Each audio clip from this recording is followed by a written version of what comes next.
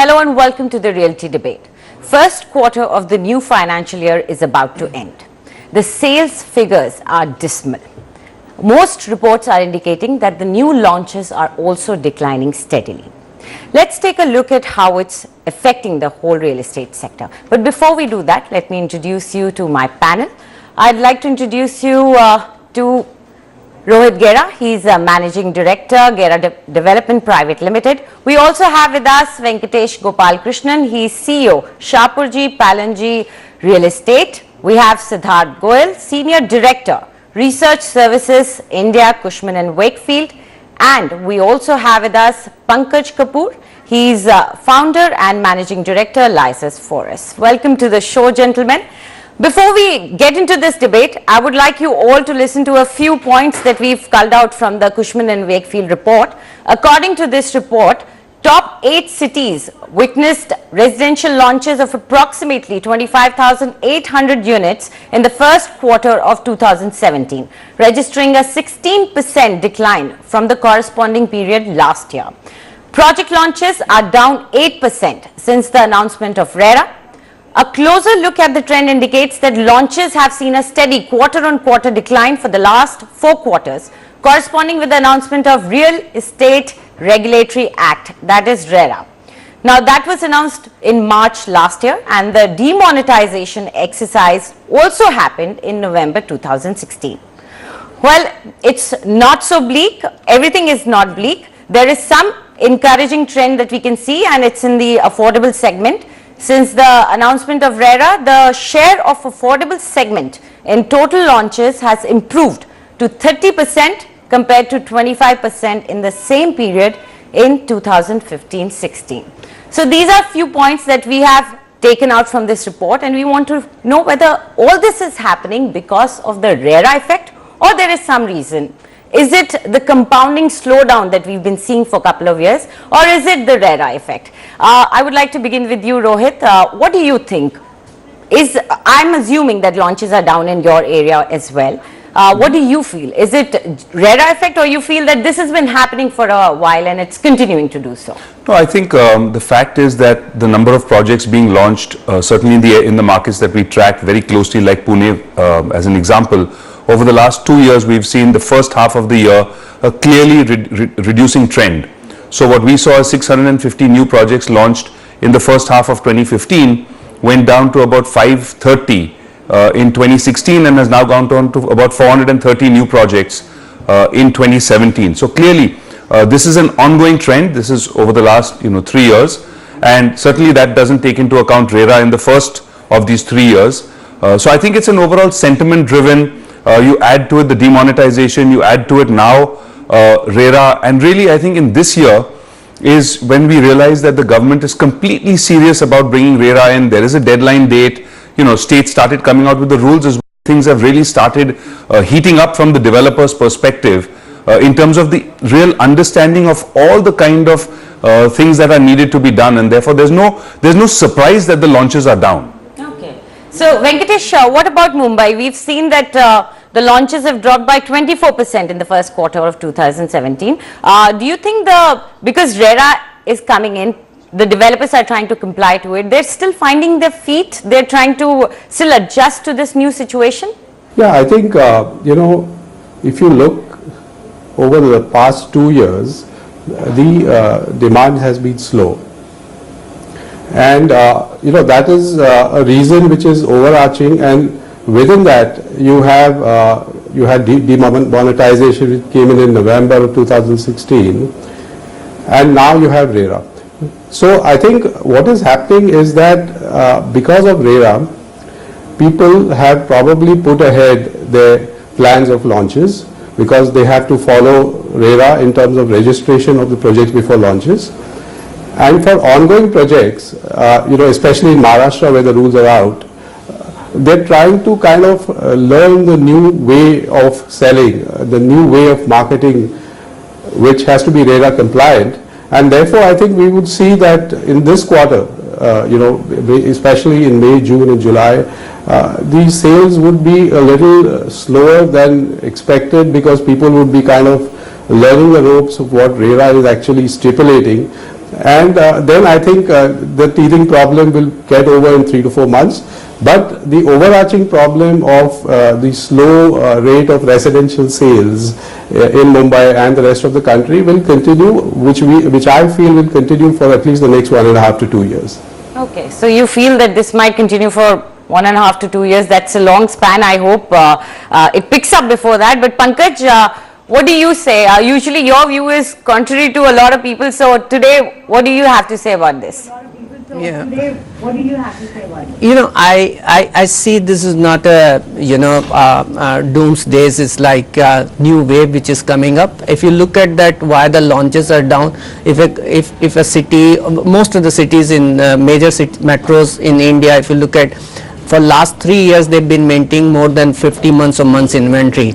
So if you look at any market which has been maintaining 50-60 months of months inventory, certainly puts the new launches into a cautious zones, because a lot of developers, frankly speaking, thinking about like, because demand is not really picking, there's already huge inventory available in the market, so there's enough stock to be sold in the market itself is a very big reasons why the new launches has been down. And apart from that, as the Venkatesh mentioned, that earlier we had demonetizations and now we have got RERA, so a lot of compliances which builders have to now do, and they also have to look into a new design of marketing. Earlier it used to be pre-launch and the property used to be get sold and all those things. I'll give you several examples. In 2010, quarterly new launches in terms of units in Bangalore used to be close to 20,000 units. Okay. This was only in 2010 and it has been coming down since then, and right now if you look at it has come down to close to 3,000 units. But it has not happened only in the last 4 quarters. It has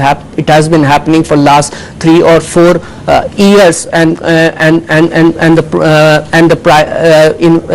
launches has been declining, largely because my inventory, which once upon a time used to be 35,000 units in Bangalore, has grown to become close to 1 lakh units. So the amount of available inventory and the slow sales are one of the major reasons why the new launches has really come down.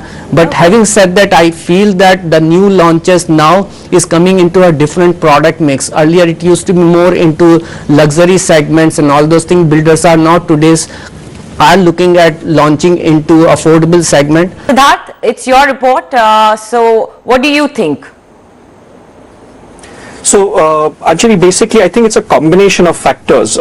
Yes, an oversupply in terms of the inventory overhang was definitely impacting the sentiments, and the number of launches across various cities had been coming down in the last 3 years, as everyone else has said.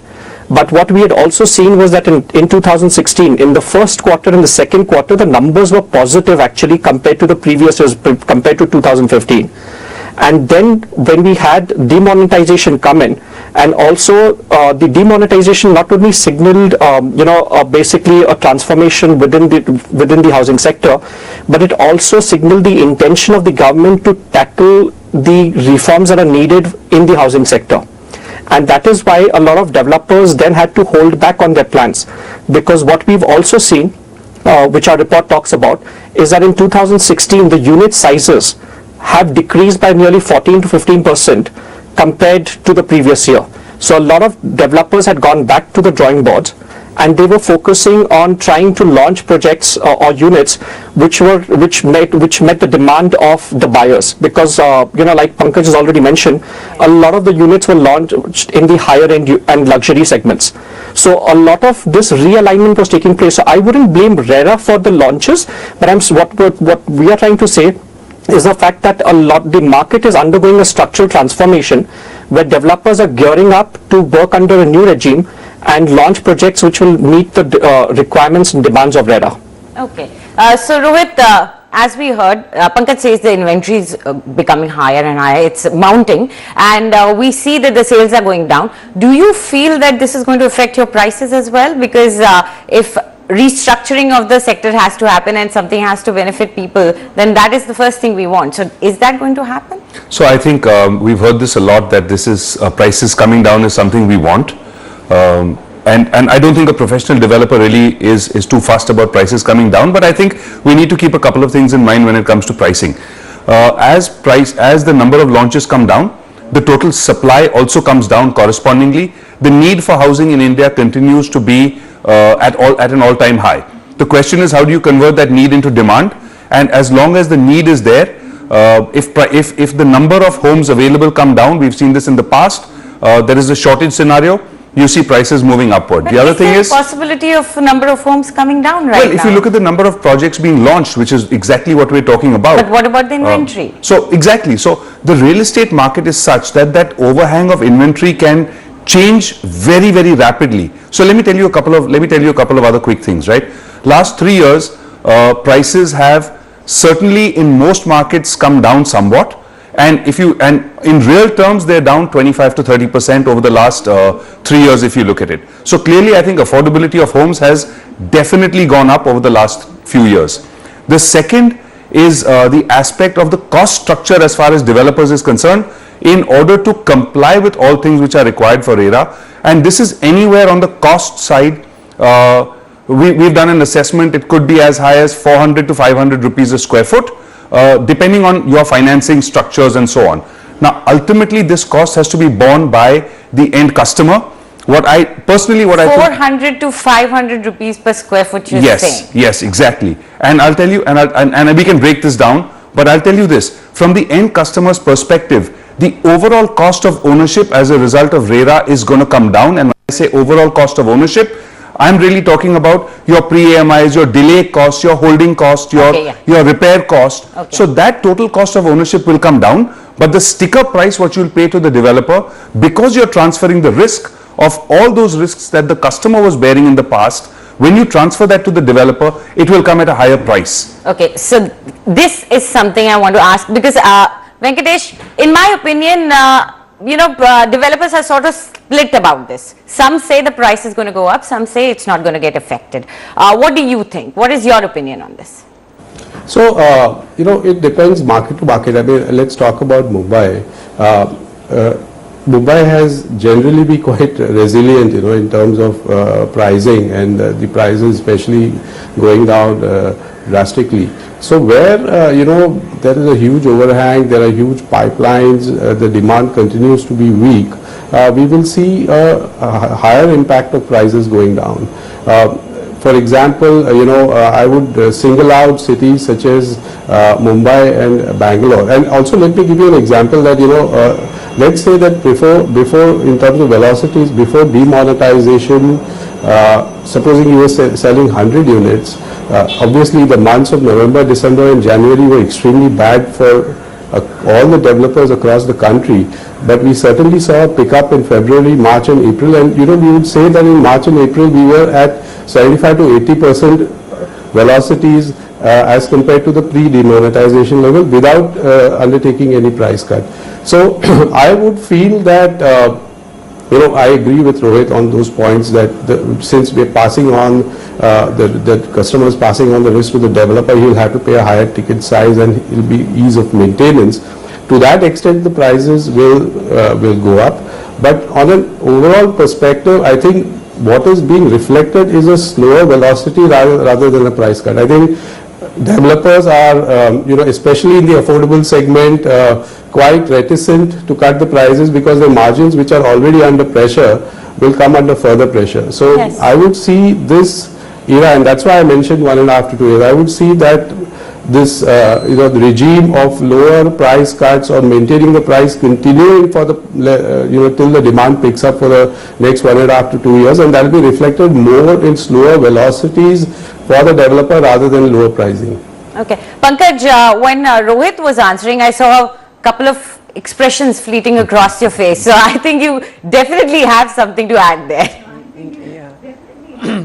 Yeah, I agree to some extent. I also disagree to the point that like builder have options to pass it on to the consumer because the risk is associated. So you can probably start asking a risk premium from the consumer. My own sense is my prevailing velocity is not suggesting that builder have a right or options to increase the prices. And most of the developers are under stress and they need more and more better velocities. Very important aspects about the cash flow is like my 60-65% of projects viability and cash flow is dependent upon the customer advances. No matter what all means of the funding I have, if my this sales slowdown happens, then it has a very big impact on the project viability. So very important, if you have to finish the property in 3 years and 4 years, you have to maintain 2.75% velocity. If you are reducing, then you are increasing a burden for yourself. So question lies is that whether the builder have options to pass it on to the consumer. I feel it may not. And one more thing is, I also don't agree that going forward we will not see a new launches. You know, the entire government initiatives to bring in housing for all will go down the toss if the new launches stops. Siddharth, I would like your opinion on the pricing issue, but another thing that Pankaj picked up here is government's effort on pushing affordable housing, and now he seems very positive about it. I am not that positive about it. I think government is doing taking a lot of initiatives, but it's not really rolling out on the ground. None of the developers look that interested. So I would like your opinion about that as well. Sure. So I actually agree with Pankaj to a large extent that the fact that, depending on markets, depending on the market segmentation also, most developers will not have the option of actually passing on any increased prices to customers, because that's what we've seen happen over the last few years. And Pankaj has rightly given all the examples which support this. So we don't really expect anything of that sort to happen, at least for a couple of years. In terms of also one of the things that we need to keep in mind, and especially this is pertaining to your second part of the question also, is the fact that affordable housing as a segment is definitely going to see more volume growth. Okay, it's not the government's intention to provide the affordable housing, but to create the market structures, to create the systems which will allow, whether it's a private developer or whether it's any kind of institutional developers, government agencies, okay, if it's private developers from India or private developers from even abroad. Okay, they're promoting FDI into housing. They're providing the tax breaks to people who can afford the housing. So you've seen interest subventions of up to 4%. Okay. Developers who actually, the biggest thing also the government has done is also given a classification and definition for affordable housing, where they've spoken about the carpet area being 30 square meters and 60 square meters according to where those projects are launched. Okay, with these kind of definitions that have come in the market, what the government is doing is providing the systems in place, and they're saying anyone who can meet and provide these volumes is most welcome to come and do business. And that's what I think Pankaj is also referring to, is that if private developers within India, and I don't mean all private developers, there are a lot of developers including some very established names who are actually making big moves into the affordable housing segment. You will have these developers moving into affordable housing segment and less focus, and when I'm saying less focus, not that there won't be any focus, but less focus on high-end and luxury segment. Affordable segment, I think, will become basically like the, like we say, the staple diet of most developers. And you can also see the fact that even Chinese developers, okay, a lot of them are scouting at options. They are looking at providing. So when we are talking about housing for all by, the initiative by the government, we're not talking of housing only within the top 8 cities that, our reports refer to. We're talking of housing for all across India. And a lot of this would actually come up even in industrial zones and along the major infrastructure developments that are coming along. So that is where we will see most of this housing demand actually come up. That's true. Venkatesh, if we are talking about the RERA impact as well, it's not just the sales or it's not just the launches that are getting impacted. Do you think the investment will also get impacted, and this might be a positive impact? Do you feel that the inflow of investment due to RERA might get impacted? Is that a possibility?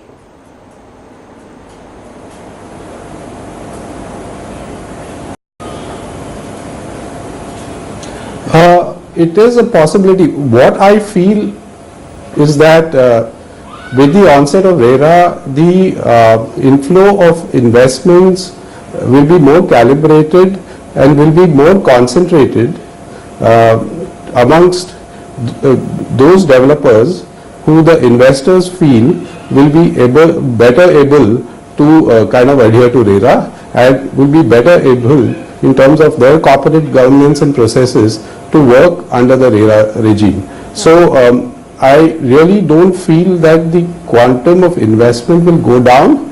I think the investment will be more concentrated among those developers which are perceived to be more amenable to RERA, and it will be probably larger ticket sizes and lesser volumes in terms of the investment. I'd just like to make a point since we're talking about affordable housing, it's important to, from a developer's perspective, to break up the market to say sub 30 lakhs and 30 to 60 lakhs. Now 30 to 60 lakhs is more middle income housing. Sub 30 lakhs is where most of the government initiatives and the incentives will have a greater impact, but it is also where from a developer's perspective the margins are thinner. And so you don't have too much of, let's say, corporate developer participation in the sub 30 lakh segment, but with the government incentives probably people will kind of relook at that sub 30 lakh segment, and I expect greater private developer participation in that segment. Okay, we hope so too, because that is quite imperative for housing for all. But Rohit, getting back to the impact of RERA on investment, do you feel that RERA will actually give you this credibility or this organized look that investment will get impacted and you will probably be more credit worthy? So I think the important thing to look at is because of the transparency. Look, one of the important aspects from a developer's perspective is financing is really critical, and we're not permitted to get bank financing for land acquisition. Now this was because of the very high level of lack of transparency and the risk levels as far as the sector was concerned. Now the moment you bring in the level of transparency that's required from RERA, I think the access to capital will certainly needs to then become the next outcome as far as professional developers are concerned. So one is access to debt capital, also foreign investment. We've seen many people who came in, and because of the the serious issues that took place over the years, people haven't made money. People who've come in from abroad with foreign direct investment, that class of investor hasn't made money. So but I do think that they're waiting and watching, and with the transparency coming in, we'll certainly have a potential for more capital. But I'd like to point out in this case, for that capital to actually come in, the 20s, 22% kind of returns that people are expecting, those do not happen with the current margins which are available for developers. That only comes in, a piece of that comes in from an increase in the prices. I see Pankaj nodding on that. Pankaj, the only way they'll get those returns is if there is some element of capital appreciation that takes place in the pricing. Now when you come down to the retail investor, the person who comes to buy, I think certainly, look, there was a lot of people in the salaried segment who were wary about investing with real estate, in the real estate segment. It's because of delays, delivery issues and so on. The moment RERA requires people to deliver as promised, you get compensated for delays, it's a much more level playing field between the buyer and the seller. I think people will be much more comfortable with coming in and making additional investments into the sector. So I think overall, on an overall basis, RERA is very good on the big picture level, and it will certainly help in all these areas from an investment perspective. It'll bring the trust back. It'll definitely, even if I'm a consumer and I want to buy a house, RERA just makes me so much more confident while foraying into the market. I don't know about that. Siddharth, what do you think about it? Because I think Rohit is not agreeing with me here, but I feel as a buyer, I have experienced this, that I feel that if I was a post-RERA buyer, I would be a happier buyer.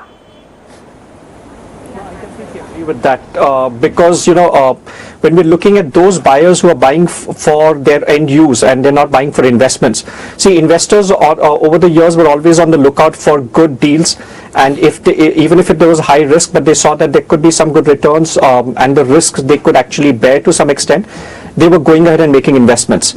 So when we're talking, in fact, that's a point to be thought about also. And when we're talking of the inventory aspects, the unsold inventory, that only deals with those units which have not been sold to anyone.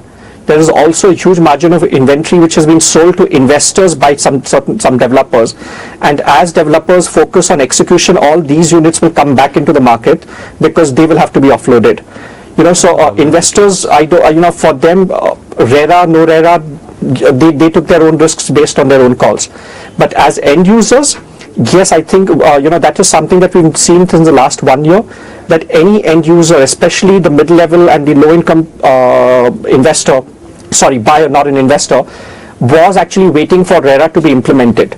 And with that assurance that now all projects have to be executed in time, and if the execution doesn't take place on time, there will be heavy penalties for the developer, and that the buyers' interests are protected, we will definitely see a lot of investors, buyers actually come into the markets even at the under construction stage, which is what they've been avoiding since the last 2-3 years. So I definitely agree with you. Okay, Rohit definitely here has some other point and he wants to make it. Go ahead, Rohit. So look, my concern is, yes, if RERA is implemented in the states to the letter and spirit, it's certainly a boon as far as the end customers are concerned.